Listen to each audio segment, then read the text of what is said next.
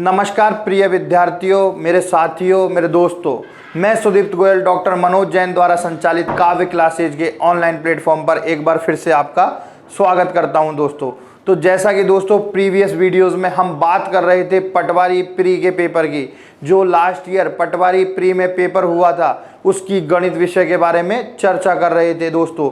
इससे पहले हमने 3 पार्ट में इस प्रश्न पत्र को डिस्कस किया है दोस्तों। आज बात करने वाले हैं दोस्तों गणित प्रश्न पत्र पटवारी का जो प्री हुआ था, जो पटवारी प्री का पेपर हुआ था उसके पार्ट 4 के बारे में। पार्ट 4 के बारे में बात करने वाले हैं दोस्तों, पार्ट 4 के बारे में, पटवारी के पेपर के बारे में।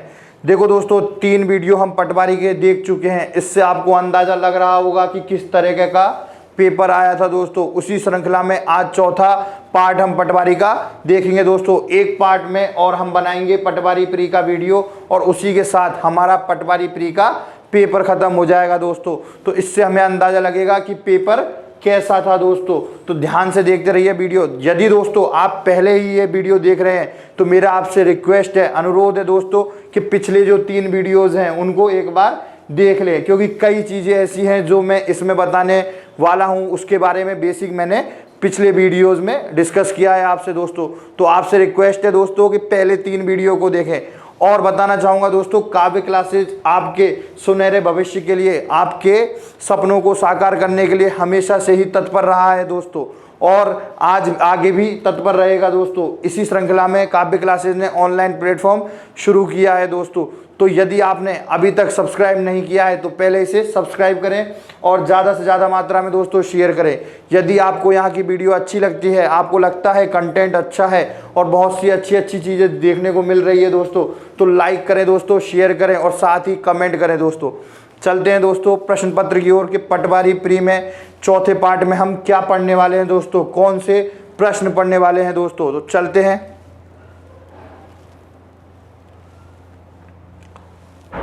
देखो दोस्तों बोल रहा है ए किसी काम को 12 दिन में कर सकता है, बी ए से 60% अधिकतम है, बी इसे पूरा करेगा कितने दिन में। देखो दोस्तों देखते ही प्रश्न को पता लग रहा है कि प्रश्न है किसका, टाइम एंड वर्क का प्रश्न है, यानी समय और कार्य का प्रश्न है। इस तरीके के प्रश्न देखने में बड़े ही डरावने लगते हैं दोस्तों और जल्दी से ये सॉल्व नहीं होते हैं, लेकिन दोस्तों बहुत से ऐसे तरीके हैं जिससे ये प्रश्न भी इजी हो जाते हैं। एक पर्टिकुलर हमें सबसे पहले समय और कार्य का जो कॉन्सेप्ट है वो पता होना चाहिए कि समय और कार्य का कॉन्सेप्ट क्या होता है। यदि आपको ये पता है तो ये प्रश्न आपके लिए ज़्यादा कठिन नहीं होगा दोस्तों, आराम से आप इसे एक या 2 लाइन में सॉल्व कर सकोगे दोस्तों। तो सबसे पहले हम देखेंगे कि समय और कार्य का कॉन्सेप्ट क्या होता है दोस्तों। देखते हैं।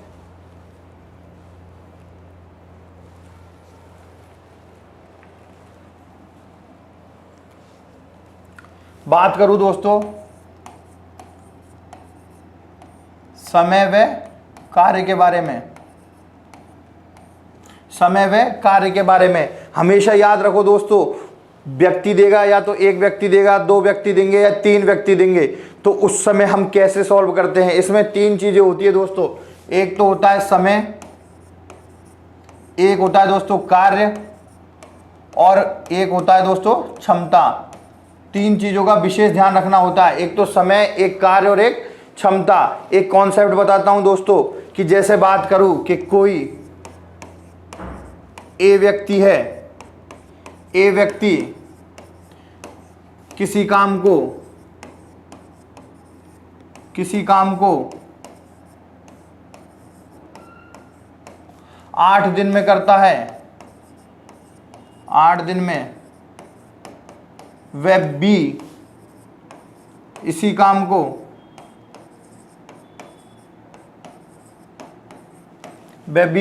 काम को दोस्तों 16 दिन में करता है। दोनों मिलकर कितने दिन में करेंगे, दोनों मिलकर कितने दिन में करेंगे।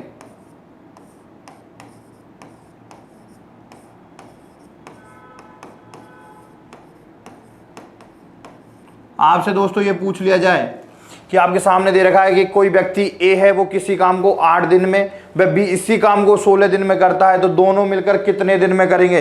तो बेसिकली ऐसे प्रश्न टाइम एंड वर्क में आपको देखने को मिलते हैं। तो ऐसे प्रश्नों में हम क्या करेंगे दोस्तों, सबसे बेस्ट तरीका मैं आपको बताने वाला हूं, सबसे बेस्ट और सबसे ईजी तरीका दोस्तों, जिससे आप जल्दी से जल्दी इसको सॉल्व कर सकेंगे। दोस्तों देखें, बात करें, कोई व्यक्ति है आपके सामने ए, मैंने कोई व्यक्ति लिया ए, और एक व्यक्ति कौन सा है बी। दो व्यक्तियों के बारे में बात कर रहा है, एक तो ए और एक बी। बोल रहा है ए किसी काम को 8 दिन में कर रहा है, ए किसी काम को 8 दिन में कर रहा है, और बी उसी काम को कितने दिन में कर रहा है दोस्तों, 16 दिन में कर रहा है। देखो ए किसी काम को कितने दिन में कर रहा है, 8 दिन में, और बी किसी काम को कितने दिन में कर रहा है, 16 दिन में। अब देखो दोस्तों, बात करें काम की, तो यदि मैं काम कुछ भी मान लूं, यदि मैं काम कुछ भी मान लूं, जैसे मैं आपसे कह दूं कि ए और बी ये जो दोनों हैं ये काम कर रहे हैं किसी पेन को बनाने का, या फिर अपन कह दें कि किसी पेन की फैक्ट्री में काम करते हैं, तो मैं कहूं कि ये इनका जो काम है वो क्या है, इनका जो काम है वो क्या है, पेन बनाना। क्या काम है दोस्तों, पेन बनाना। मैं आपसे कह दूं कि इनका काम है पेन बनाना। तो देखो, बात करें काम के बारे में, तो सबसे पहले हम क्या चीज देखते हैं, मैंने आपको बताया 3 चीज होती है, समय, कार्य और क्षमता। इसी से हम निकालते हैं। सबसे पहले समय की बात करें तो ए 8 दिन में करता है, बी 16 दिन में करता है। इन दोनों का यदि मैं एलसीएम लूं, सबसे पहले क्या करते हैं, एलसीएम लेते हैं। इन दोनों का एलसीएम लूं तो क्या आ रहा है दोस्तों, 16। यानी मैं आपसे कह दूं 16 पेन बनाने हैं, यानी काम मेरा कितना है, 16 पेन बनाना। यानी मैं आपसे कह दूं कि मुझे 16 पेन बनाने हैं, और ए 16 पेन बनाता है 8 दिन में, तो एक दिन में कितने पेन बनाएगा, वो उसकी क्या हो जाएगी दोस्तों, क्षमता हो जाएगी। इसका हमेशा याद रखना, क्षमता क्या हो जाएगी दोस्तों, एक कितने दिन में पेन बनाता है, 8 दिन में 16 पेन, तो एक दिन में कितने पेन बनाएगा, 8/16, वो सॉरी 16/8, कितना, 2 पेन। और इसी तरीके से बी एक दिन में 1 पेन, यानी इनकी क्षमता कितनी आ गई दोस्तों, ए की क्षमता 2 और बी की क्षमता 1। मेरे समझाने का मतलब ये है, हम क्या करते हैं, एलसीएम लेते हैं, और एलसीएम को क्या मान लेते हैं, टोटल काम मान लेते हैं। क्या मान लेते हैं दोस्तों, टोटल काम मान लेते हैं। यानी मैं मानूं टोटल काम है मेरा 16 पेन बनाना, कितना, 16 पेन बनाना, और ए 8 दिन में 16 पेन बनाता है, तो एक दिन में 2 पेन बनाएगा। यानी ए की जो क्षमता है, ए की जो एफिशिएंसी है वो कितनी है, 2 पेन प्रतिदिन बनाने की। और यही बात करूं बी की, तो बी की क्षमता कितनी है दोस्तों, 1 पेन प्रतिदिन बनाने की। कितना, 1 पेन प्रतिदिन बनाने की। तो ये क्या आ गई, क्षमता। अब बोलूं आपसे कि दोनों मिल जाएं, यदि दोनों मिल जाएंगे तो दोनों मिलकर एक दिन में कितने पेन बनाएंगे, 3 पेन बनाएंगे। कितने पेन, 3 पेन। कितने पेन बनाएंगे, 3 पेन। और बोलूं 16 पेन बनाने हैं तो कितने दिन में बना पाएंगे, 16/3 दिन में।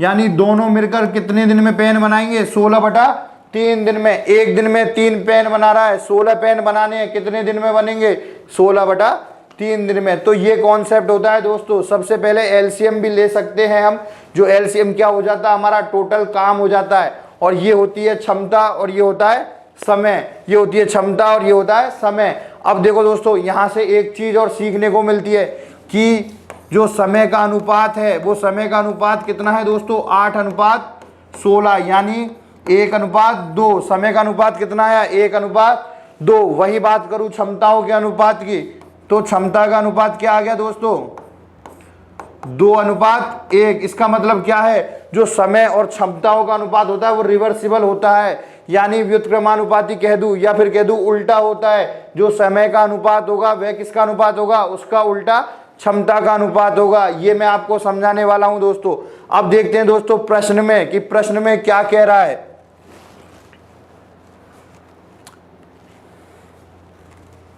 बात कर रहा है दोस्तों प्रश्न में कि ए किसी काम को 12 दिन में कर सकता है। क्या रहा है कि ए है जो किसी काम को कितने दिन में कर रहा है, 12 दिन में वही कर रहा है। समय कितना दे रखा है, 12 दिन।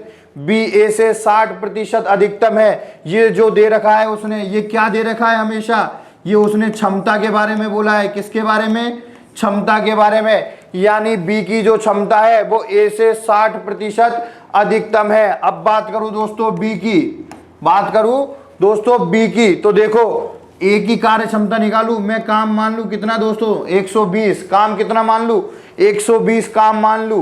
तो देखो ए की कार्य क्षमता कितनी आ गई दोस्तों, 10 आ गई। ए की जो कार्य क्षमता कितनी आ गई, 10 आ गई। बात करूं बी के बारे में, बी की कार्य क्षमता कितनी है दोस्तों, बी की कार्य क्षमता आपके सामने दे रखी है 60% अधिकतम है, यानी ए की 10 है तो बी की कितनी हो जाएगी दोस्तों, 16। 60% अधिकतम यानी 10 का 60% कितना हो जाएगा दोस्तों, 10 का 60% 6 हो जाएगा, यानी ए से 6 अधिक है, यानी 10 से 6 अधिक है, यानी 16। यानी बी की कार्य क्षमता जो है वो कितनी आ गई, 16 आ गई दोस्तों। यानी 16 पेन बी रोज के बना रहा है और 120 पेन उसे बनाने हैं, तो बी को कितना टाइम लगेगा दोस्तों, क्या आंसर आ जाएगा, 120/16। क्या आंसर आ जाएगा दोस्तों, 120/16। 4 से काटू दोस्तों, 4 बार 4 से काटू 30 बार, ये काटू दोस्तों 2 से, ये आ गया 15 और ये 2, क्या मिल गया मुझे, 7 सही 1/2, यानी 7.5। कितना, 7.5 आ गया दोस्तों आंसर डी। करना क्या था, सिंपल सा करना था कि ए 12 दिन में काम कर रहा है, मैं मान लू काम 120 दिन में पूरा हो रहा है, तो ए की कार्य क्षमता कितनी आ गई, 10 आ गई। बोल रहा है बी की कार्य क्षमता ए से 60% अधिकतम है, यानी बी की कार्य क्षमता कितनी हो जाएगी दोस्तों, 16 हो जाएगी। कितनी हो जाएगी, 16। अब बात करूं बी की, जब बी की इफिशियंसी, बी की क्षमता 16 है और 120 काम उसे करना है, तो कितने दिन में करेगा दोस्तों, 7.5 दिन में करेगा। और यही मेरा क्या हो जाएगा दोस्तों, आंसर हो जाएगा। देखो सिंगल लाइन क्वेश्चन था, सिर्फ देखना था और यदि कॉन्सेप्ट पता है तो डायरेक्ट टिक मारना था दोस्तों। चलते हैं दोस्तों अगले प्रश्न पर।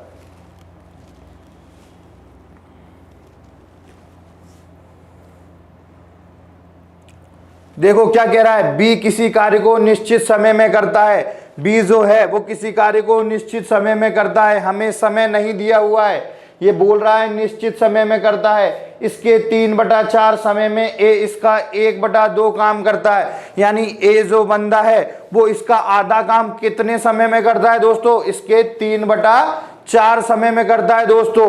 और दोनों मिलकर इस काम को 18 दिन में कर लेते हैं, तो बी अकेला इसे कितने दिन में पूरा करेगा, ये पूछ रहा है दोस्तों। इजी सा है, क्या करना है दोस्तों, वही पहले वाला कॉन्सेप्ट, एक बंदा है ए, एक बंदा है बी, एक बंदा है ए और एक बंदा है क्या, बी। ए किसी काम को निश्चित समय में करता है, मैं मान लूं कि ए किसी काम को 4 दिन में करता है, कितने दिन में करता है, 4 दिन में, तो बी के बारे में बोल रहा है, बी के बारे में और ए के बारे में। मैं मान लूं बी किसी काम को 4 दिन में करता है, तो ए उसी काम को कितने दिन में करेगा दोस्तों, देखो इसके 3/4 समय में, यानी बी का काम 4 है तो ए का काम कितना होगा, 3, यानी 3 दिन में काम करेगा दोस्तों। यदि बी 4 दिन में कर रहा है तो ए 3 दिन में करेगा, लेकिन ए कितना काम करेगा, इसका आधा काम करेगा, यानी आधा काम 3 दिन में करता है, तो पूरा काम कितने दिन में करेगा दोस्तों, 6 दिन में करेगा। कितने दिन में करेगा, 6 दिन में करेगा। एक बार वापिस समझ लीजिए दोस्तों, बोल रहा है कि बी किसी कार्य को निश्चित समय में करता है, मैं मान लेता हूं कि बी करता है कितने दिन में दोस्तों, 4 दिन में। मैं मान लेता हूं बी किसी काम को कितने दिन में करता है दोस्तों, 4 दिन में करता है, तो ए इसका आधा काम, ए इसका आधा काम कितने दिन में करेगा दोस्तों, बोल रहा है इसके 3/4 समय में, इसके 3/4 समय में, क्या आ गया दोस्तों, 3 दिन में। यानी बात करूं ए की, तो ए इसका आधा काम 3 दिन में करता है, तो ए इसका पूरा काम, ए पूरा काम कितने दिन में करेगा दोस्तों, 3 × 2 यानी 6 दिन में।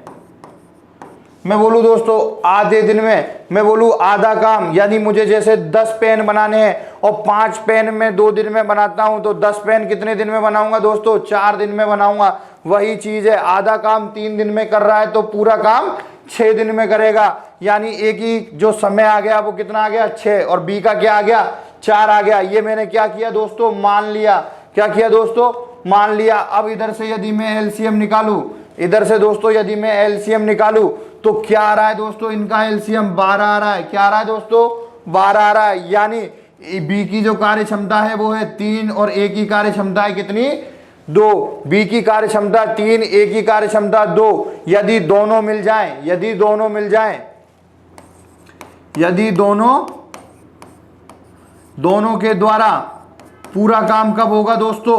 12/5 दिन में। कितने दिन में दोस्तों?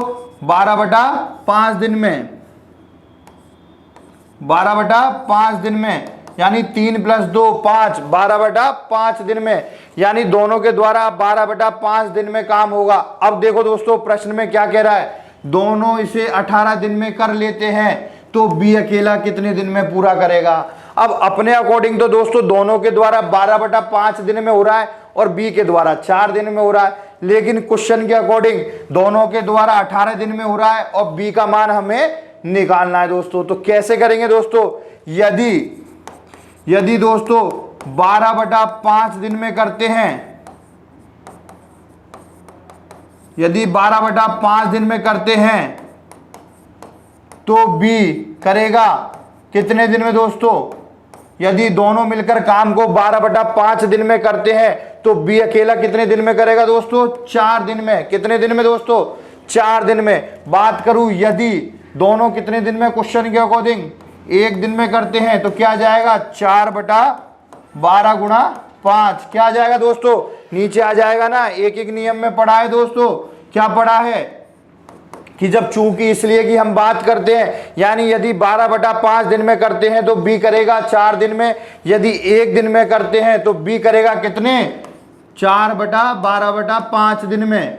और बात करूं दोस्तों कितने दिन में करवा रहा है वो? 18 दिन में। तो यदि 18 दिन में करते हैं तो क्या आ जाएगा? 4 गुणा 5/12 गुणा 18। तो यहां से क्या मिल गया दोस्तों? ये कट गया 3 बार, ये कट गया 6 बार। क्या मिल गया दोस्तों? 30 दिन में। क्या मिल गया दोस्तों? 30 दिन में। यानी बात करूं क्या आंसर आएगा मेरा? 30 आ जाएगा। यानी बी किसी काम को कितने दिन में करेगा दोस्तों? 30 दिन में करेगा। ये सबसे इजी मेथड है। देखो दोस्तों और भी कई मेथड ऐसे हैं जो इससे भी ज्यादा इजी है, लेकिन उसमें जरूरत होती है किसकी? हम कहते फॉर्मूले की। तो मैं आपको बता रहा हूं कि यदि आपको फॉर्मूला याद ना हो तो ये एक बेसिक मेथड होता है जिससे आप आराम से सॉल्व कर सकते हैं दोस्तों। और भी कई तरीके हम इसके सॉल्व करने के देखेंगे दोस्तों, फॉर्मूले के बेसिस पे, क्षमताओं में 1/, के बेसिस पे। लेकिन कब? जब हम चैप्टर पढ़ेंगे दोस्तों। अभी इसी को देखें दोस्तों। करना क्या था? बी मान लिया मैंने 4 दिन में करता है तो ए कितने दिन में करेगा? 6 दिन में करेगा।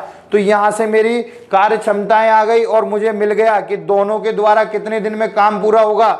12/5 दिन में। अब देखो दोस्तों यदि 12/5 दिन में दोनों काम पूरा करते हैं तो बी अकेला कितने दिन में करता है? 4 दिन में करता है। यदि दोनों 1 दिन में पूरा करें तो बी अकेला कितने दिन में करेगा? 4/12/5 दिन में। अब क्वेश्चन में दे रखा है कि दोनों इसे 18 दिन में करते हैं, तो दोनों इसे 18 दिन में करेंगे तो बी अकेला कितने दिन में करेगा दोस्तों? 30 दिन में। ये देखो दोस्तों आपका आंसर मिल गया कितना? 30 मिल गया। चलते हैं दोस्तों अगले प्रश्न पर।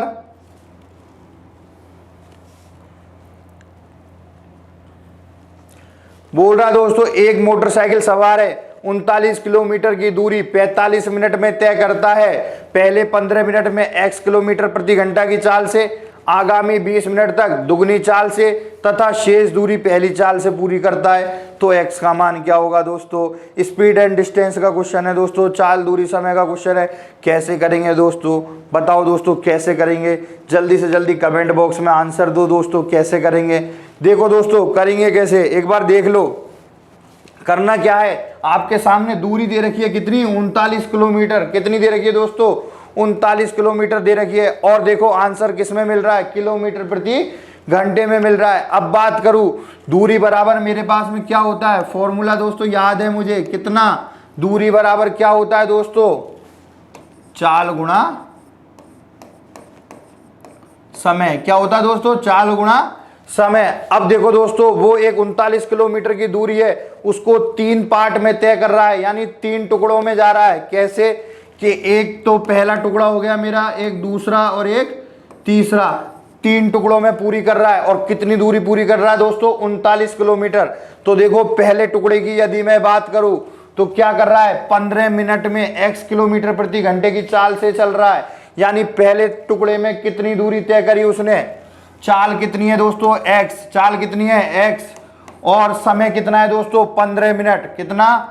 15 मिनट। लेकिन दोस्तों आंसर किस में है? घंटे में है। तो क्या करना पड़ेगा? मिनट को घंटे में बदलना पड़ेगा। क्या आ गया दोस्तों 15/60, यानी पहले पार्ट में इतनी दूरी चला। बात करूं दोस्तों दूसरे पार्ट में क्या कर रहा है, आगामी 20 मिनट तक दुगनी चाल से चलता है, यानी दुगनी चाल 2x कितने मिनट तक, 20 मिनट तक। घंटे में बदलूंगा तो 60 का भाग दे दूंगा। ये दूसरे पार्ट की बात हो गई दोस्तों। बोलता हूं अगले पार्ट के बारे में, तीसरे के बारे में। तो तीसरे में क्या कर रहा है, शेष दूरी पहली चाल से पूरी करता है, यानी शेष दूरी कितनी बचेगी दोस्तों, वो हम लिख सकते हैं यहाँ पर कि कितनी दूरी चला पहली चाल से। तो पहली चाल कितनी थी x, और कितनी देर चला दोस्तों, देखो टोटल कितना चल रहा है 45 मिनट। कितना चल रहा है दोस्तों, 45 मिनट टोटल चल रहा है। अब देखो दोस्तों उसने 15 मिनट तो पहले पार्ट में पूरा कर लिया, 20 मिनट अगले पार्ट में पूरा कर लिया, 15 तो पहले पार्ट में, 20 अगले पार्ट में। तो अब कितने मिनट बचा दोस्तों, 20 और 15 35, और टोटल कितना चला 45, यानी अब कितने मिनट चलेगा दोस्तों 10 मिनट। घंटे में बदलेंगे बटे 60 कर देंगे दोस्तों, बटे 60 कर देंगे। ये क्या आ गई, पहली दूरी है, दूसरी है, तीसरी, और तीनों दूरी मिलकर क्या हो जाएगी दोस्तों 39। कितनी हो जाएगी दोस्तों 39 हो जाएगी। और इसी से मेरा आंसर मुझे आराम से मिल जाएगा दोस्तों। क्या करूं, 60 एलसीएम ले लूं, तीनों में 60 दिख रहा है, तो तीनों का एलसीएम कितना आ गया दोस्तों 60 आ गया, और ऊपर 15x plus 40x plus 10x बराबर क्या आ गया दोस्तों 39 आ गया। अब देखो दोस्तों 15, 40 और 10 कितना हो गया दोस्तों 65x बटा 60 बराबर 39। क्या आ गया 65x बटा 60 बराबर 39 आ गया दोस्तों। बात करूं x की तो 60 इधर गुणा हो जाएगा, 65 नीचे चला जाएगा, क्या आएगा 39 गुणा 60 बटा 65। देखो दोस्तों 13 से कट रहा है कितनी बार, 5 बार। 13 से कट रहा है 3 बार, 5 से कट रहा है कितनी बार 12 बार। क्या आ रहा है दोस्तों 36 किलोमीटर पर हावर, यानी 36 किलोमीटर प्रति घंटा आ रहा है ना दोस्तों। करना क्या था, सिंपल सा बोल रहा है कि 39 किलोमीटर उसको चलना था 45 मिनट में। पहले चला 15 मिनट x किलोमीटर प्रति घंटे की चाल से, तो पहले क्या कर लिया, पहले जो पार्ट में चला उसकी क्या निकाल ली दोस्तों, दूरी निकाल ली। कितनी आई, चाल गुणा समय। चाल कितना था x और समय कितना 15 मिनट, और घंटे में बदलेंगे तो 60 का भाग दे देंगे। इसी प्रकार दूसरे पार्ट में बात करी 20 मिनट दुगनी चाल से चल रहा है, तो 20 मिनट चल रहा है दोस्तों दुगनी चाल से। तीसरे पार्ट में 10 मिनट चल रहा है दोस्तों कितना, पहली चाल से। तो क्या आ गया दोस्तों मेरे पास में, बराबर दूरी आ गई कितनी 39। तो यहां से मुझे सॉल्व करने के बाद में क्या मिला दोस्तों, x का मान 36 किलोमीटर प्रति घंटा। चलते हैं दोस्तों अगले प्रश्न पर।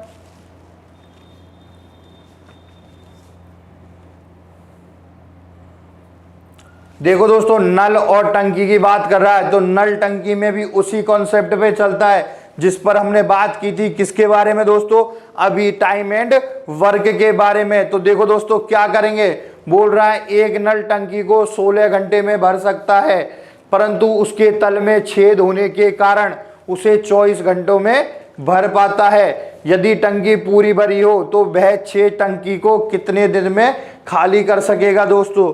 यानी बात कर रहा है एक टंकी की, एक क्या है दोस्तों टंकी है,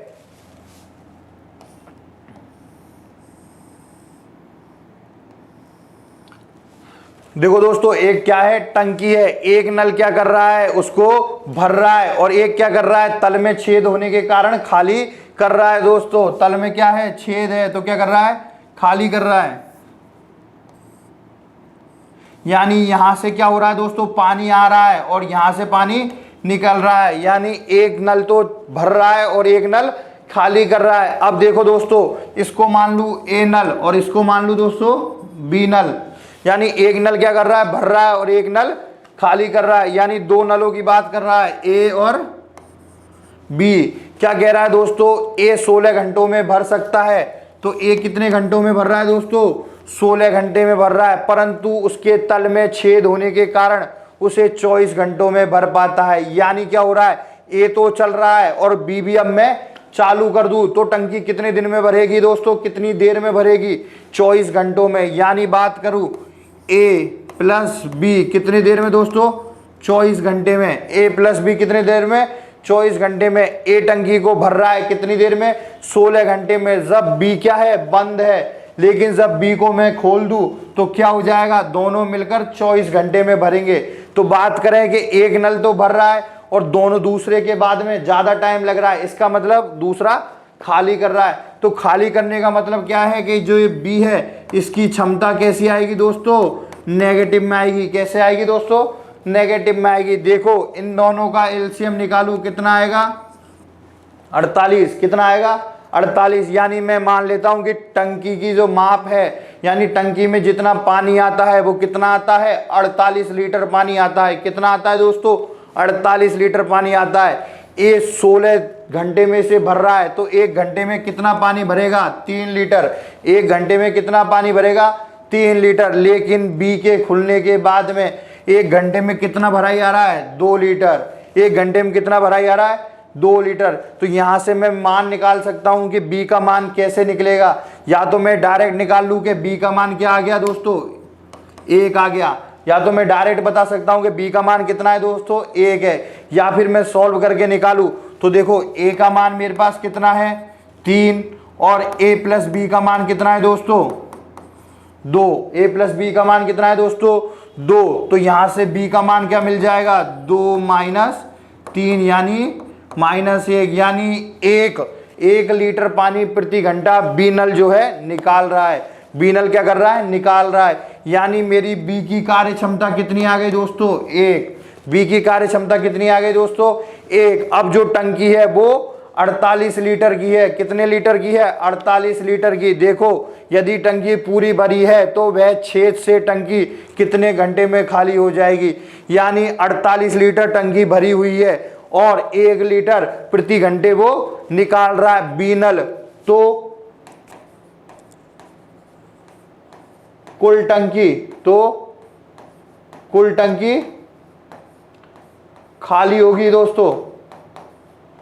कुल टंकी दोस्तों खाली होगी कितने देर में दोस्तों? 48/1 यानी दोस्तों 48 घंटे में। कितनी देर में खाली होगी दोस्तों? 48 घंटे में। कितनी देर में खाली होगी? 48 घंटे में। यानी कुल टंकी कितनी देर में खाली होगी? 48 घंटे में खाली होगी। क्यों खाली होगी? क्योंकि टंकी की जो कैपेसिटी है वो कितनी है? 48 लीटर। और बी जो नल है या छेद है वो 1 लीटर प्रति घंटा खाली कर रहा है। तो पूरी बी टंकी 48 घंटे में खाली होगी दोस्तों। एक बार वापस देखेंगे, वापस बता रहा हूं आंसर क्या आ गया दोस्तों? 48 घंटे। 2 नल है एक टंकी में, एक नल है ए और एक नल है बी। क्या कर रहा है? एक तो भर रहा है और एक खाली कर रहा है। यदि मैं ए की बात करूं, ए 16 घंटे में भर रहा है, और यदि ए और बी दोनों की बात करूं तो वो 24 घंटे में भर रहे हैं। इसका मतलब क्या है? बी की कार्य क्षमता जो है नेगेटिव में आएगी। तो यहां से मान निकाला, बी की कार्य क्षमता कितनी आई? 1 आई। यानी ए का मान 3, ए प्लस बी का मान 2। तो बी का मान कितना आया दोस्तों? बी का मान आ गया 1। यानी बी जो नल है या बी जो छेद है वो 1 लीटर प्रति घंटा खाली कर रहा है। ये भर रहा है 3 लीटर प्रति घंटा और ये खाली कर रहा है 1 लीटर प्रति घंटा। यानी समझ में आया? 48 लीटर की टंकी है और 1 लीटर प्रति घंटा खाली कर रहा है। तो कितना टाइम लगेगा दोस्तों? 48 घंटे लगेंगे। किसमें? खाली होने में, टंकी में। तो आंसर मेरा मुझे क्या मिल गया? 48 घंटे मिल गया। चलते हैं दोस्तों अगले प्रश्न पर। ये देखो दोस्तों अलजेब्रा का प्रश्न है, बहुत ही अच्छा प्रश्न है। देखो दोस्तों सॉल्व करो इसको, क्या आ रहा है इसका देखें एक बार। अलजेब्रा, यदि आपको इसका कॉन्सेप्ट पता है तो आप बहुत जल्दी सॉल्व कर सकते हैं इसको।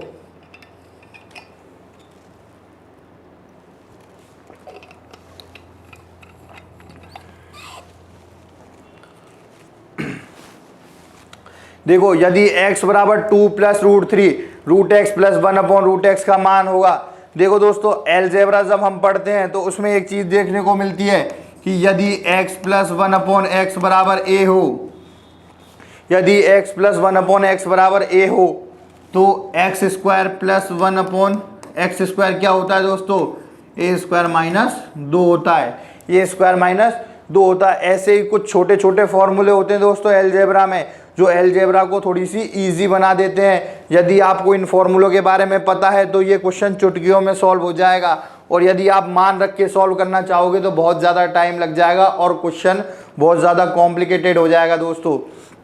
तो एक चीज़ देखो दोस्तों, यदि x प्लस 1/x बराबर a हमारे पास है तो x square plus 1/x square बराबर a स्क्वायर माइनस 2 होता है दोस्तों। इस चीज़ का हमेशा याद रखना दोस्तों। इसको प्रूफ करना भी मैं आपको बताऊंगा, लेकिन कब, जब हम चैप्टर पढ़ेंगे। अभी के लिए सिर्फ आप इतना ध्यान रख लीजिए कि ये होता है दोस्तों। अब देखो दोस्तों, यदि मेरे पास में x है और मैं इसको फॉर्मेट में जमा लेता हूँ, x प्लस 1/x के फॉर्मेट में जमा सकता हूँ क्या? इसके लिए मुझे किस चीज़ की रिक्वायरमेंट होगी दोस्तों?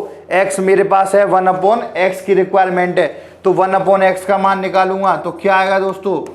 1/2 प्लस √3 आएगा। अब देखो दोस्तों, इसको ऊपर लाना है तो क्या करूंगा दोस्तों? इसका रैशनलाइजेशन करूंगा दोस्तों, परमेयीकरण करूंगा।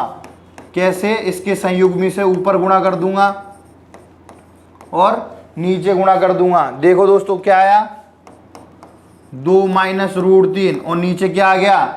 ये a plus B a minus b क्या होता है दोस्तों? a plus B a minus b, A square minus b square क्या होता है? a square minus b square. तो a स्क्वायर कितना आया? 4 और b स्क्वायर कितना है दोस्तों? 3। तो यहाँ से मुझे क्या मिल गया? 2 माइनस √3 क्या मिल गया दोस्तों? 2 माइनस √3, यानी 1/x का मान क्या मिल गया? 2 माइनस √3। तो मैं आराम से x प्लस 1/x का मान निकाल सकता हूँ। देखो x प्लस 1/x का मान कैसे आएगा? x का मान कितना है? 2 प्लस √3 और 1/x का 2 माइनस √3, ये कैंसिल हो गया दोस्तों। तो x प्लस 1/x का मान क्या मिल गया दोस्तों? 4 मिल गया, यानी x प्लस 1/x का मान 4 मिल गया। अब देखो दोस्तों, यहाँ पर एक पावर है, यहाँ पर कितनी पावर है? इसकी दुगनी पावर है। तो देखो यहाँ पर मेरी कितनी है? इसको मान लेता हूँ दुगनी, तो इसकी आधी पावर कहाँ होगी दोस्तों? √x plus 1/√x। ठीक है, यही मान तो मुझे निकालना है। तो इस मान से इस मान को निकाल सकता हूँ क्या दोस्तों? कैसे निकालूंगा? एक बार देखो, एक चीज आपके समझ में आई कि x प्लस 1/x बराबर क्या होता है? a। तो x square plus 1/x square बराबर a स्क्वायर माइनस 2 करते हैं, यानी पावर इधर 1 है, इधर कितनी है? दुगनी है। तो क्या करते हैं? a की जगह a स्क्वायर माइनस 2 कर देते हैं। अब देखना दोस्तों, एक बात और बताता हूं कि यदि पावर 2 दे रखी है, x square plus 1/x square बराबर आपको b दे रखा है, ध्यान रखना, x square plus 1/x square बराबर b दे रखा है, तो x प्लस 1/x बराबर क्या होता है दोस्तों? b प्लस 2 का अंडररूट होता है। याद रखना दोस्तों, यानी x square plus 1/x square बराबर b दे रखा है, तो x प्लस 1/x बराबर क्या होता है? √b प्लस 2 होता है। तो यहाँ से देखो दोस्तों, x प्लस 1/x बराबर कितना है? 4 है। तो √x प्लस 1/√x बराबर क्या हो जाएगा दोस्तों?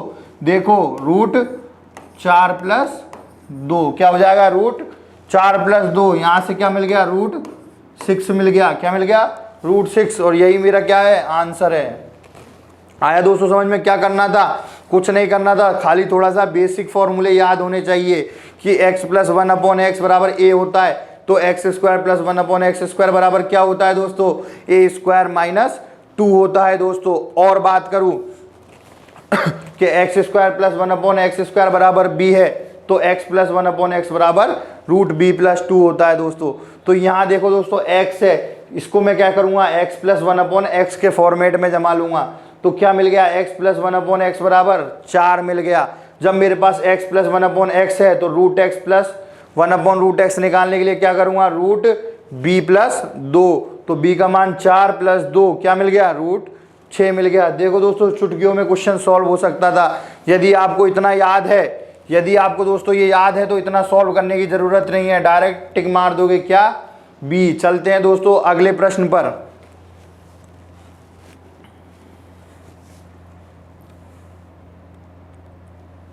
अलजेब्रा का प्रश्न है दोस्तों। सर्वसमीका याद होनी चाहिए, फॉर्मूले सूत्र जो होते हैं वो याद होने चाहिए। देखो ऊपर कुछ दिख रहा है क्या? ये a cube plus B cube दिख रहा है क्या? तो याद करो दोस्तों कि a cube plus B cube का फॉर्मूला क्या होता है दोस्तों? याद करो, a cube plus B cube का फॉर्मूला क्या होता है दोस्तों? ए प्लस बी क्या होता है, A plus B A square minus A B plus B square होता है ना दोस्तों। A plus B A square minus A B plus B square ये फॉर्मूला होता है। तो देखो ऊपर ये फॉर्मूला लग रहा है, क्या लग सकता है। तो देखो क्या करेंगे, यानी ए का मान कितना है यहाँ 2.3 और बी का मान कितना है दोस्तों 0.3। ए का मान कितना है 2.3 और बी का मान कितना है 0.3। तो यहाँ से क्या मिल जाएगा, ए क्यूब प्लस बी क्यूब, यानी ए प्लस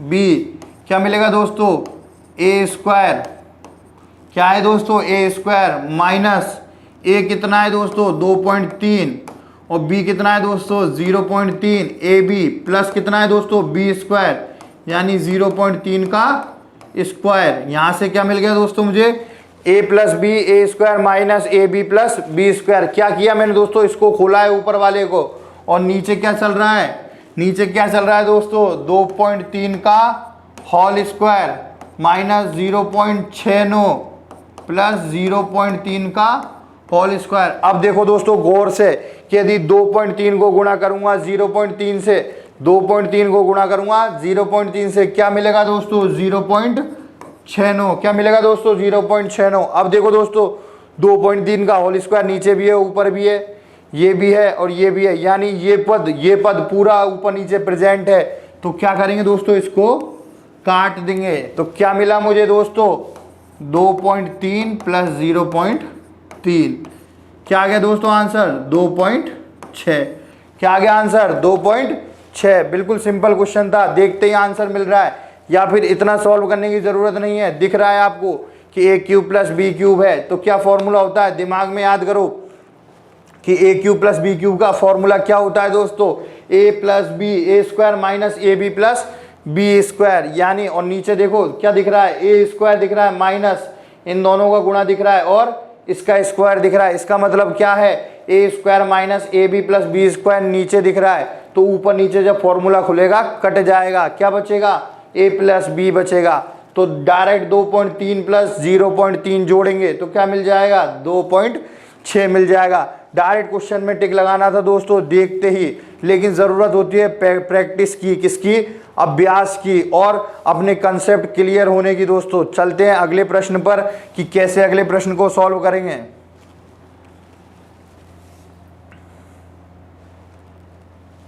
देखो वही चीज है, a cube plus B cube दिख रहा है ना, a cube plus B cube, तो क्या आ जाएगा इसका formula, a cube plus B cube a plus B A square minus A B plus B square. नीचे क्या दिख रहा है दोस्तों, ए स्क्वायर दिख रहा है माइनस ए दिख रहा है बी दिख रहा है प्लस बी स्क्वायर दिख रहा है, यानी डायरेक्ट कैंसिल हो जाएगा। क्या हो जाएगा, डायरेक्ट कैंसिल हो जाएगा और आंसर क्या आ जाएगा 0.4 प्लस 0.6। क्या आंसर आ जाएगा 0.4 प्लस 0.6 क्या मिल जाएगा 1 मिल जाएगा। क्या मिल जाएगा दोस्तों 1 मिल जाएगा, डायरेक्ट आंसर मिल जाएगा 1। लेकिन सॉल्व कर लेते हैं, लेकिन सॉल्व कर देते हैं दोस्तों एक बार कि कैसे सॉल्व होगा। देखो A cube plus B cube बराबर क्या होता है, A plus B A square minus A B plus B square. अब देखो ए का मान लूँ 0.4 और बी का मान लूँ 0.6, तो क्या मिलेगा दोस्तों ए क्यूब प्लस बी क्यूब बराबर बताओ 0.4 प्लस 0.6 और गुणा में क्या मिलेगा दोस्तों 0.4 का square minus 0.6 a B plus 0.6 का होल स्क्वायर। और नीचे क्या चल रहा है दोस्तों 0.4 का होल स्क्वायर माइनस 0.4 गुणा 0.6 प्लस 0.6 का होल स्क्वायर। देखो ये पूरा कट गया, क्या बचा मेरे पास में 0.4 प्लस 0.6 क्या मिल जाएगा दोस्तों 0.4 प्लस 0.6 क्या मिलेगा दोस्तों 1 मिल जाएगा। कितना 1, और यही मेरा क्या है दोस्तों आंसर है। देखो देखते ही टिक मारना था, डायरेक्ट मुझे आंसर मिल जाता, क्या 1 आंसर मिल जाता। चलते हैं दोस्तों अगले प्रश्न पर कि अगला प्रश्न आपसे क्या कह रहा है दोस्तों। चलते हैं दोस्तों,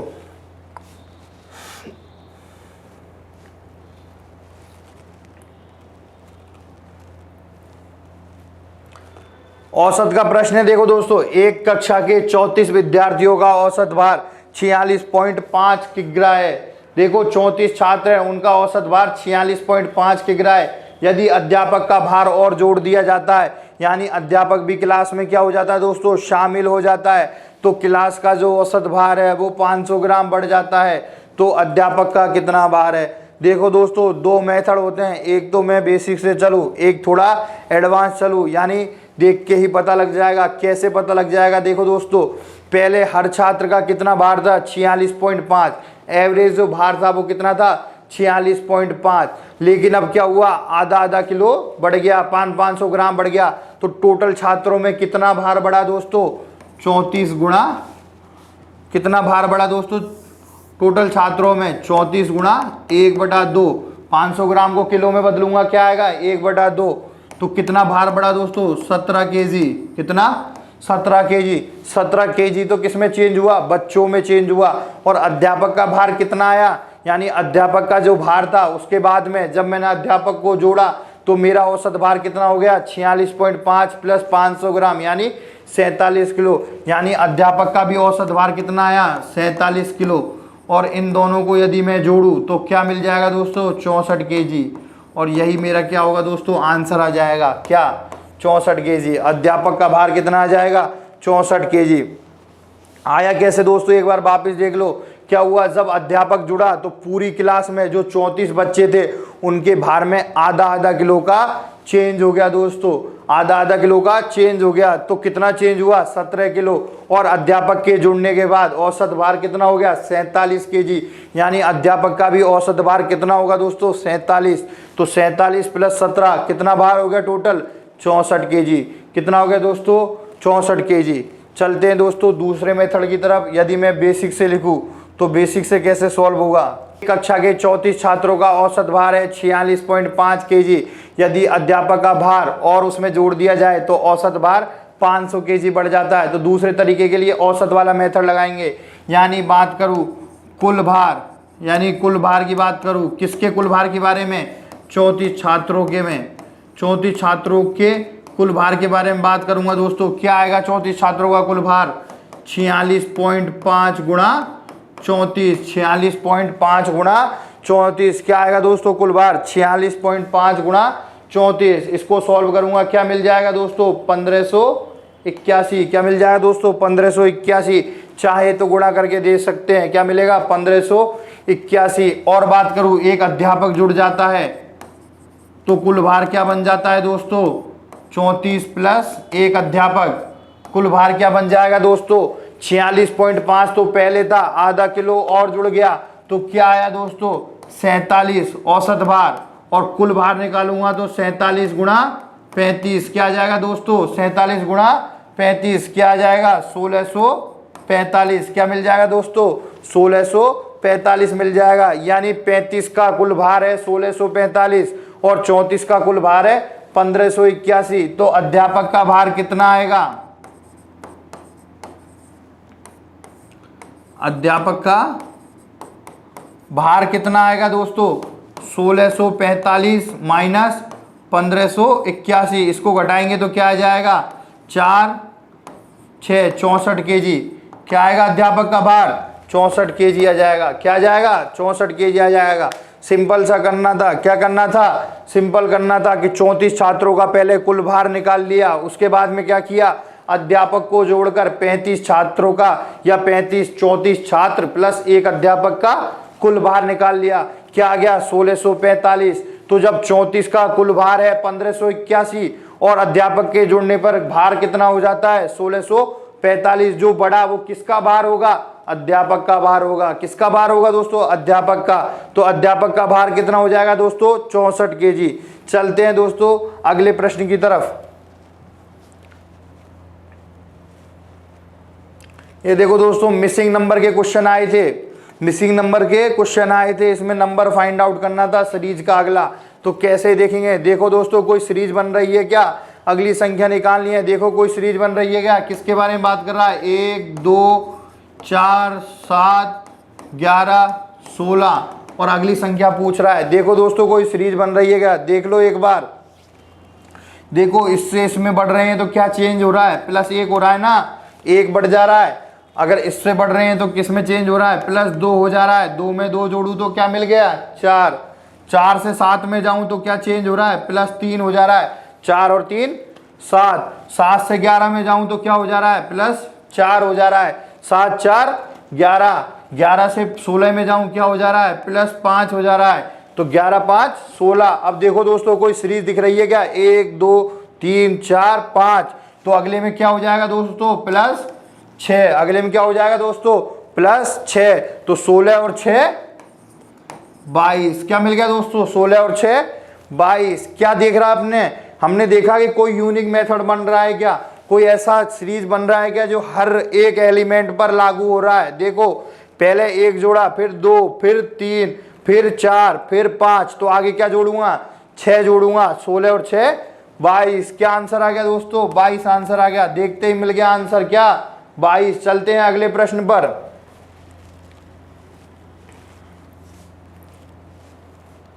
देखो क्या कह रहा है, 3 3 6 18 72। देखो कोई सीरीज बन रही है क्या, एक बार जोड़ की सीरीज लगा के देखो। 3